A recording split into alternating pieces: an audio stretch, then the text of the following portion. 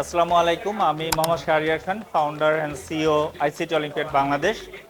আজকে ICT olympiad বাংলাদেশের season 2 এর গালা রাউন্ড ছিল। প্রায় 41টা জেলা থেকে বিভিন্ন ক্যাটাগরির প্রথম শ্রেণী থেকে ইউনিভার্সিটি পর্যন্ত 13টা শ্রেণীতে আমাদের সারা বাংলাদেশ থেকে মোট 290 জন ফাইনালিস্টকে নিয়ে আমাদের আজকের এই পরীক্ষা অনুষ্ঠিত হয়, যেখানে আমাদের শিক্ষার্থীরা এমসিকিউ, রিটেন এবং ভাইভার মাধ্যমে তারা তাদের মেধা যাচাইয়ের সুযোগ পায় এবং আমরা খুঁজে পাই 39 জন দেশ সেরা আইসিটি অলিম্পিয়াড বাংলাদেশের সেরা খুদে আইসিটিবিদকে। আমাদের এই অনুষ্ঠানটার মূলত আয়োজনের উদ্দেশ্যটা ছিল যে আমরা তথ্য প্রযুক্তি শিক্ষাকে আমরা জনপ্রিয় করে তুলব। আইসিটি শব্দটার সাথে যেমন একটা ভয় জড়িত, তেমনি একটা সম্ভাবনা জড়িত।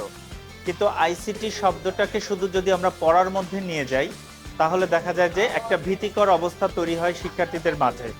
এবং এখানে নট অনলি শিক্ষার্থী, এখানে mentor, stake holder, industry scholar তারাও কিন্তু জড়িত ছিল।